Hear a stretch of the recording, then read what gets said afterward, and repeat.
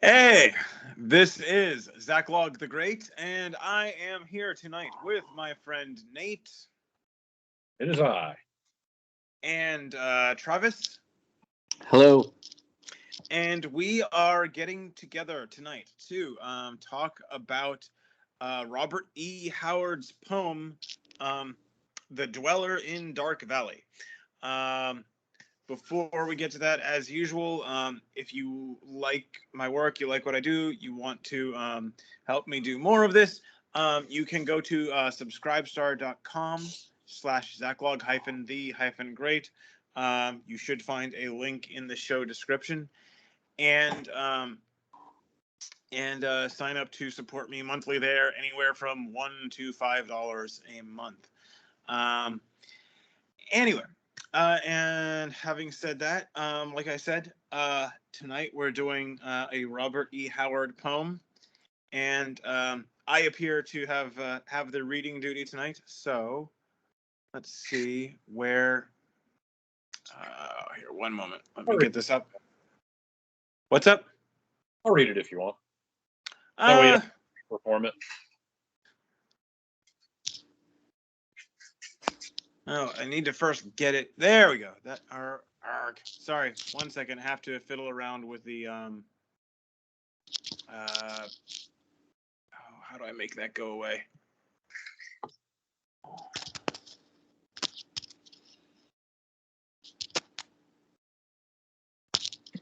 I'm sorry. I'm trying to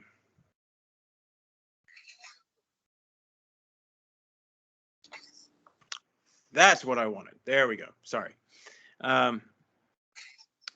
Let's try this again. I hope that's. And do we have it? Is it up? It is.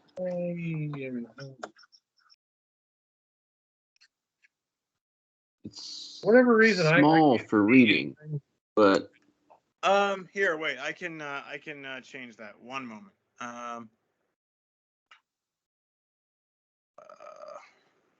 Like I haven't been able to see me or Travis this whole time.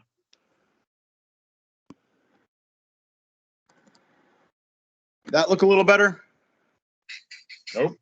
Yeah, that's a lot better for reading, but I think Nate's saying he can't even see it. Yeah, I see nothing. Hang on. But I mean, I do see it. It looks good.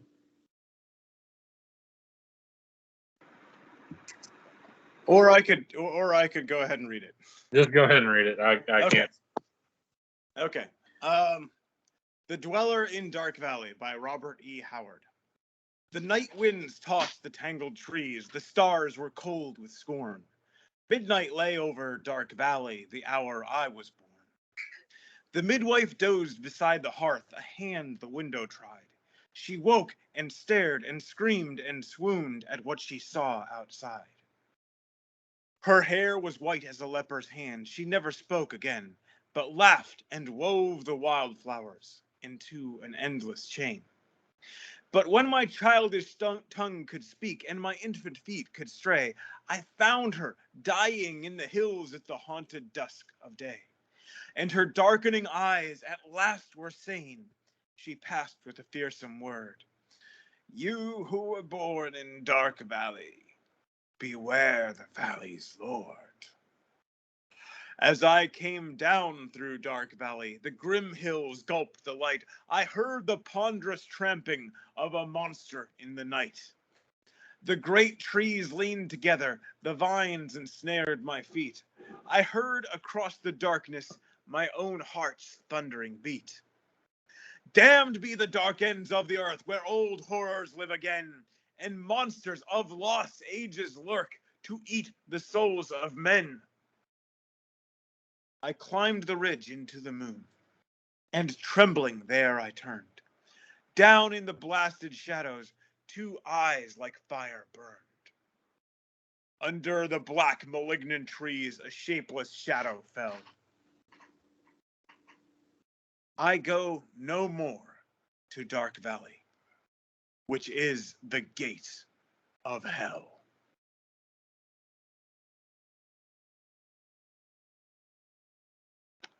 Okay. So, I'll start if you want. go for it. All right. So let me start by saying I probably totally missed some deep metaphor along the way, but I didn't really like this poem that much. It seems a little overdone, language-wise, image-wise to me. But my biggest problem with it is that it doesn't really have it. To me, it doesn't seem to have a metaphor. It's about this guy. I mean, theoretically, there should be, but I'm not quite touching it, you know. And you've got this midwife.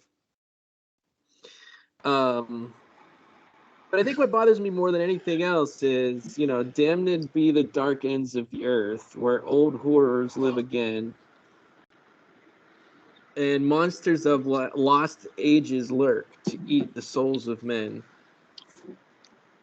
Which, I guess I'm really looking for something actually introspective, and you know, those monsters of ages past, it's all the same thing. It actually is the souls of men eating the souls of men. That's the real problem in the world. So I'll stop talking and let someone else go now. Well, I mean, it's Robert E. Howard. This is a pulp fiction author. They don't usually go for introspective. That's not one of Conan's strong suits. I don't think he tends to go in for a lot of self-examination. So. Okay, so tell me just a little something about Robert E. Howard then. But that's okay, good. So yes. That's good to know. So yeah, Robert E. Howard, early 20th century pulp fiction author. His most famous creation is Conan the Barbarian. There's several other characters he wrote that went through, various stories, including Solomon Kane and I can't. Bron Mock Morn, a Celtic, warrior and king, but Conan and the Barbarian is the best known of them, and so like this is very much a pulp fiction kind of poem. So yeah, that's where this belongs. If that helps you kind of place what he's going for here. Okay. So I mean that's helpful. But I think he could have done a better job of just I don't know. Nate, how about you? Well, I'm glad this guy's smarter than his parents. Get the heck out of this place haunted by a horrible demon creature. Yeah. Hey, you know what sounds like a great place to live, guys? No, what's that? Dark Valley. Oh yeah. That sounds perfect. That's where we want to go and have our little baby guy there. And the monster's like, oh, fantastic. It's been ages since I had a baby. Especially after, the midwife loses it, after the night he's born. You'd think they'd be like, yeah, we want to get out of here. This isn't a good place to be. Yeah. Huh. I mean, I guess you could for the first few days be like, man, is this baby actually that ugly? But then it's like, oh, no, wait, that's not the problem. Okay, this baby's adorable. Or maybe not, but he's not white-haired, babbling ugly. I mean, what'd the midwife see? She's just like, no, flowers. But yeah, honestly, I think this is appropriately pulpy. I'm like, this is the good orange juice right here. It's not supposed to be. It's not supposed to be orange juice. It's supposed to be, okay, yes. The monster was there. This is proto Lovecraft type stuff. It's like this incomprehensible horror that is stalking this terrible, benighted place. I was like, that's the whole point. I don't think it's supposed to be anything about the human condition or the torturous nature of our own souls. I think it's supposed to be, oh God, I almost got eaten by a monster. I'm not going to this place anymore. My home sucks. I'm from a bad place. I mean, my hometown is named after Brimstone, for God's sake. And people always ask me, like, is this a bad place? And I'm like, no, it ain't great. Yeah, it's what was yeah. Now that you said that, I kind of want to see a Pulp Fiction story collection that has like a carton of orange juice on the cover, and it has like an extra pulp. Yeah, just pulpy. Yeah, No, I mean, it's, I wrote a story. I've written some extra pulpy stories where it's just like doing stuff. Exposition? What's that? Exposition is my fist has 5 knuckles. 4 of them hit this guy in the face because I couldn't get my thumb that far forward. He had it. Is anyone armed with a rat pelvis? That's what I want to know. Maybe not that pulpy. That's just eating the orange. And that's the orange and the rind and the seeds. Yeah, he's just crunching through the whole citrus right there. Full citrus, I think, is we need to get that into like freaking trope, TV trope. Full citrus when something is just way too pulp. So Travis Travis and possibly a large significant segments of my audience. I was just referring to the hilariously badly written fantasy story, The Eye of Argon, by Jim Mathias. This is a Look, if you've been watching the channel for more than 5 minutes, you should be aware of this. This is a fantasy story. It was written in the 60s or 70s. I believe the author was like 16 at the time, so he can kind of be excused. I wrote stories in 4th grade. But it's a hilariously badly written story, to the point that there was a game at SF conventions for a while, where people would take a copy of the story and they'd read it out loud, and they'd see how far they can get without bursting out laughing, and then pass it on to the next person. That is the story is The Eye of Argon. Argon, spelled like the noble gas. Nothing special about it. It's just. So, anyway, But yeah, no, like I said, I was not disappointed when I saw it was a Howard poem. I was like, I was like, all right, cool. Turn off the higher thoughts. Just what does he say? But he really does capture that whole "oh God, I need to run" feeling, like this nightmare scenario where it's like things aren't working right. Why aren't my legs pumping the way they should? Why is it? I'd have these recurring dreams when I was a kid that I'd be driving cars and nothing bad is happening, really. It's just that the brakes don't quite work. Like they'll stop you, but it's always just a few feet far. And it was always the most tense thing because it's just normal driving, just bebopping around, going to school or something, but the brakes don't quite work. And this reminds me of that when he's riding. I've had that dream. Dadgum vines, dadgum trees are closing in around me. The grass is tripping me. Oh God, I'm not going to escape. And it's like, he just barely makes it. And you're like, all right. And then he makes the smart choice. I'm wondering what happened to this guy's parents. Like, are they still down there, or did the monster get them? Now, okay. So I'm going to criticize this poem on somewhat other grounds than Travis's. Because so it's a narrative poem. He's telling a story. It seems to me it kind of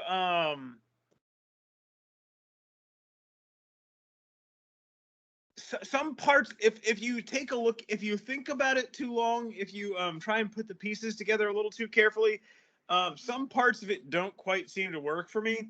Okay, because he says, she went her hair turned white and she lost her mind. Okay, and then he says, But when my childish tongue could speak and my infant feet could stray, I found her dying in the hills at the haunted dusk of day. And okay, so if I'm reading that right, he finds her. He's a tiny little kid. So He's we've got an 8-year-old out there looking to the eyes. Well, no, it's like when my childish tongue could speak and my infant feet could stray. I started talking and I started walking. That's when this happened. He's like 4, 3, and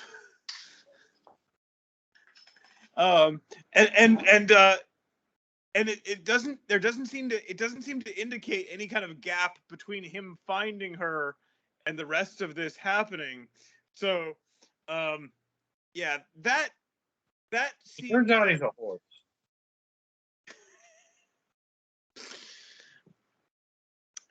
So that kind of bothered me a little bit on the narrative side. I mean, I could see a young teenager, especially in when in Robert E. Howard's time. I could see a young teenager like getting up and getting the heck out of Dodge when things were weird, but a toddler seems a little bit too much. I don't know if I'm I don't know if perhaps I'm misreading this though. I think you're looking for too much sort of exposition on this. I think it's written with the idea you're supposed to understand that this thing happened. Later on, this other thing happened, and kind of you're supposed to just kind of assume that, yes, logically, he must be older now. It's kind of left to you to make the connection. He doesn't say it out loud. He does.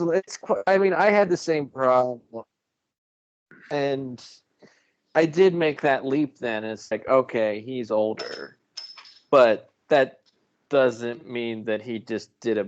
I mean, he did a poor job. Let's just say it.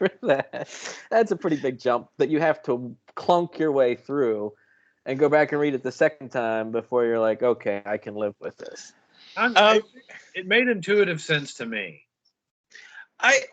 Now the other thing for me is I don't think that bothered me the first time through, because when I'm preparing to record these, I take quite a bit of time with these poems, and I think that's the kind of thing that I noticed maybe 4 or 5 times through at least. So I think if you it was the first time for me.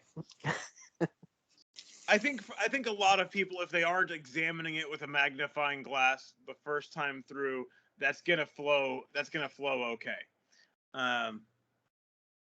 But it's also kind of funny to me though, because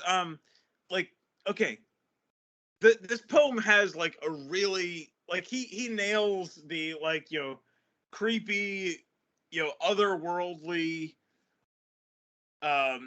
nightmarish atmosphere here.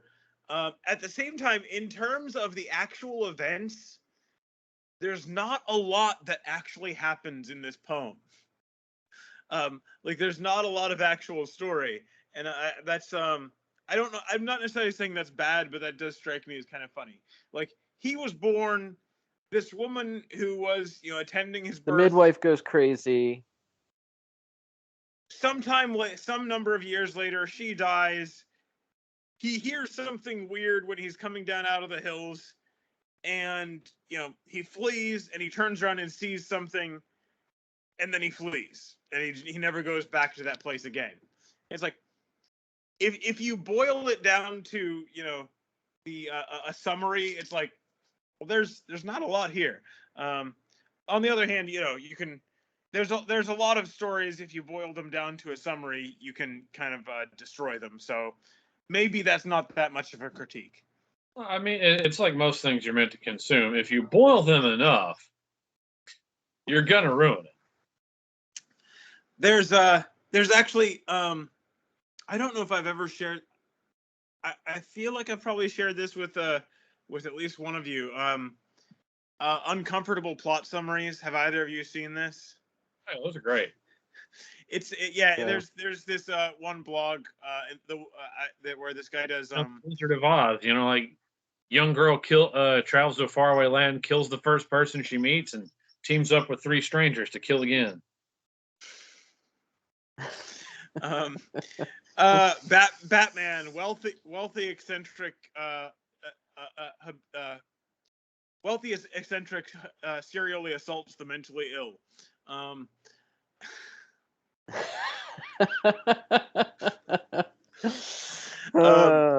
So yes, there's Superman, this page right? where Superman is illegal alien, puts entire police force out of work.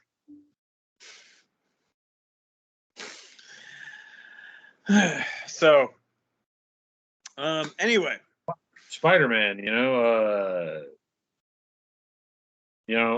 teenagers. It's like after a lab incident, teenagers shoot sticky white stuff all over town at Noy's elders. Just you get boil it enough. You boil it enough, you can ruin it, no matter what it is. I wish I. Oh man! I used to be able to remember several more of. Yeah, especially if that's your intent. Oh yeah, that too. But yeah, so if you want to look that up after we get done with this talk, they are very amusing. It's Uncomfortable Plot Summaries, and you should probably be able to find that. Anyway, as we tend to say around here, back to the poem, I guess. I mean, I agree with you. The sort of plot is a little thin, but it keeps your focus. He doesn't talk about the sort of nice days I spent fishing in Dark Valley, or that one time another wagon came through Dark Valley and the daughter smiled at me. You don't get any of the nice times from Dark Valley. Where I rode on Dad's shoulders through our withered fields of stunted crops, and he told me a story about happier places. It's just, this is Dark Valley. Stuff's creepy, and this is why I left. It is the gate to hell. And he kind of just tells you the things that support his thesis of Dark Valley but to hell.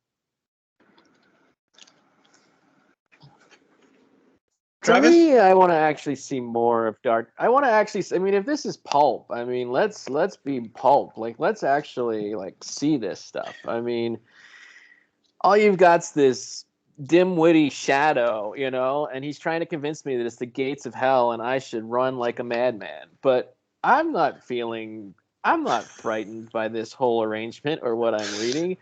I'm just like. Yeah, it's like, okay, we've got a bad writer. We got a bad writer telling, an oversimplified story. That's pretty much where I'm at with it. I can imagine it's like, you've just met this guy in a tavern in Dim Valley next door, just over the ridge, and so where are you from? Dark Valley. Oh, that's right over the ridge, isn't it? Your parents still over there? I don't know. And it's like, why don't you go back? He tells you this story, and like I said, it cuts out any extraneous detail. All you need to know is, why don't you go to Dark Valley? This is why. And if you want to go to Dark Valley, okay, fine, you go.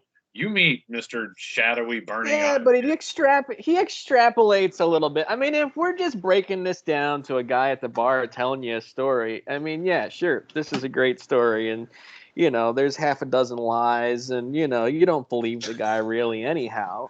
But he does sort of sidetrack a little bit, at the least, whenever he philosophizes, we'll call it, when he says, "Damned be the dark ends of the earth, where old horrors live again, and monsters of lost ages lurk, to eat the souls of men." I mean, did he actually experience something in Dark Valley that allowed him to see the ends of the earth and the ages gone by and all of the horrors at once?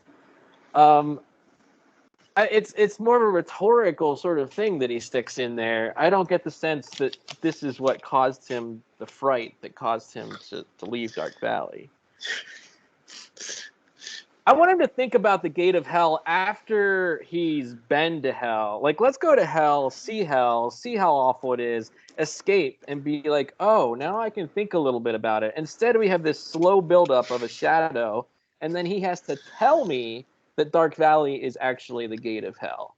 And the whole time, I'm just kind of like, all right, Dark Valley, there's some monster out there, and this dimwitty midwife is really overreacting, most likely, you know? You know how women are. They see a Especially spider, Dark their Valley, hair man. turns Something in the all water. white, they lose the ability to speak coherently. Lose It's the all ability? the same. That's why we need to repeal the 19th. I don't know. I had a visceral response to this, if you couldn't tell. Yeah, I think we're just going to disagree about this one. Like I said, I thought it was all right. It got the point across. I don't necessarily agree with Travis, but I see where I kind of get where he's coming from on this one. I enjoyed it, but I can see the problems. It's kind of like what's the there's a movie I like. I kind of think is funny. That's on a lot of like worst movies lists, and like I've read some of the critiques, and I'm like, yeah, you have a point. I still like it. Yeah, I mean, what movie? You gonna be vulnerable here? The movie is Hudson Hawk, with Bruce Willis and I don't know the chick who was in Groundhog's Day. Yeah, I haven't seen it. I'm not even familiar with it. Yeah, it's But Bruce Willis is in a good number of bad movies, just as many as he's in good movies. Well, this was also he was also relatively young for this one. I saw bad, like really bad Bruce Willis movie with Bruce Willis just a couple of months ago. But no, this one was Yeah, he's an equal opportunity actor in that way. Not I get the impression not quite as much as Nicolas Cage. Like Nicolas Cage can do really good movies, or like, good lord, like how badly do you need money kind of movies. I don't know, man. If I was an actor, I might take bad movies every now and then on purpose, knowing they're crap, just so I can go off and just be like, it's whatever. We're gonna be ham in this thing. That way people are like, okay, you gotta see what he's doing in this movie. It's ridiculous. It's kind of like, I like to go to the driving range the day before I play golf and just duff it up. Like just do the dumb swings, get all my mistakes out. Then when I actually go play golf, I've still got plenty of mistakes, but I feel better about it. Like, boy, I could have hit even worse shot. So what was let's see again, see if I can I kind of think we're tapped out about the Well, let me come back to her hair turning white as a leopard's hand. There's the other problem is you have to you feel like we're tapped out about the you have to work to get the fact that her hair turned white in that instance. I mean, you have to work for that. It says her hair was white. Well, her hair might have been white before this happened. I mean, it doesn't tell you that. Yeah, okay, I'm with you on that one. That is implied. You're right. It's implied, not said. But I don't think it's a huge leap to say this event turned her previously dark hair white. But I think I kind of am with Nate here. I think we've said a lot of what we're gonna say about this poem. I did enjoy it. I do understand the problems Travis has. I mean, I don't think it's, like I said, I don't think it's supposed to be a deep meditation on the human spirit. I think it's supposed to be a kind of creepy ghost story kind of thing. And if you if you go to see an action movie and you're expecting philosophical musings on the nature of the human condition, you're going to be disappointed. If you go to see an action movie and you're expecting to see Keanu Reeves shooting a bunch of guys in the face, you're gonna have a good time. And so it's also about. This is a sort of literary version of Pacific Rim. I went and saw that movie because I wanted to see a giant kaiju get hit in the dome with a freaking cargo ship by some dudes piloting a robot. And you know what I saw? Precisely that. Oh, have you seen saying that? Well, this movie's just dumb schlock, blah blah. I'm like, did you miss the trailers? Of course, it's dumb schlock. It's what I wanted to see. It's what they meant to make. This poem is that. You hold your whale oil lantern up under your chin so you get the crazy shadows on your face, and you recite this poem, and all the kids go, "Yoo-hoo, Dark Valley," and then you say, "By the way, kids, you know what they used to call this place we're at between these two little hills? What's that? Dark Valley." And then you have somebody hold up 2 candles out in the woods so it looks like fiery eyes, and all the little kids poop themselves. That's the whole purpose of this piece of writing. And if that's what you're coming for, then you can enjoy it just fine. Yeah. If you go to a restaurant and you're expecting a cheeseburger and they give you a cheeseburger, you're fine. If you go to a restaurant and you're expecting a steak and they give you a cheeseburger, you're probably gonna be annoyed. And so this is a cheeseburger, and it's not a bad cheeseburger, but it's not a steak. So can I ask one more question about the poem? Because I didn't try to figure it out, and I'm not much of a rhyme scheme, iambic pentameter kind of guy. Is this is not any kind of tight form, is it? No, it's just as far as meter. I did not try and scan it, but it doesn't look like it. I mean, because the line. Well, yeah, and the line. That was the other problem I had with it. I thought it was a trashy job with the meter. you just hate this thing. That's all right. Actually, no. It looks like it has a consistent. It might have a consistent. It did not work for me. Yeah. No, it looks like it might have a relatively consistent meter. I haven't actually scanned it. I don't usually do that, but it looks like it might be 8-syllable, probably iambic tetrameter, or iambic anyway, but yeah, it does. It's. So, but I'm totally with you. Like, I mean, I didn't come to the party looking for a pulp narrative, poem form. I think I could take this narrative and I could probably write a kick-ass story. But I'd want to juice it a little bit. In short story form, you have more room. Yeah, I mean, this isn't even a cheeseburger so much. This is a slider. You want to put the full burger on that bad boy. Yeah, you can talk about, you can actually get into describing this lady. You can say, oh yeah, in the dark dusk of day, I found her dying, and then,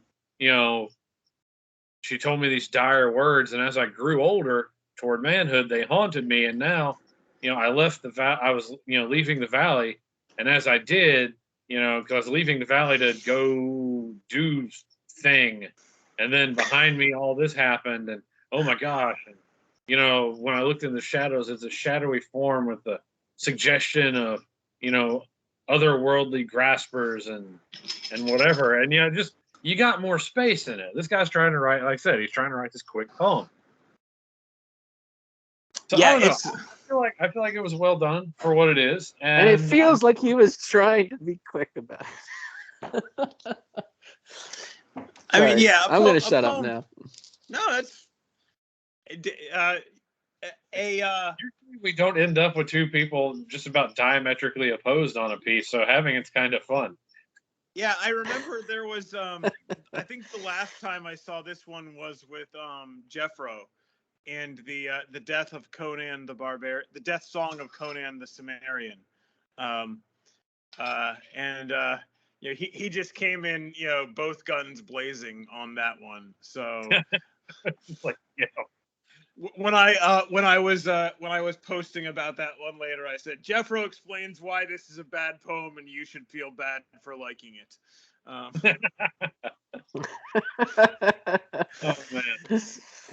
So yeah, But I'm done. I got nothing else about this. I've laid out why I think it's an acceptable piece.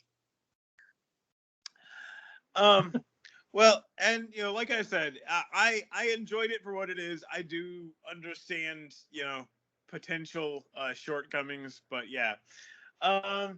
Travis, any last thoughts from you on this one?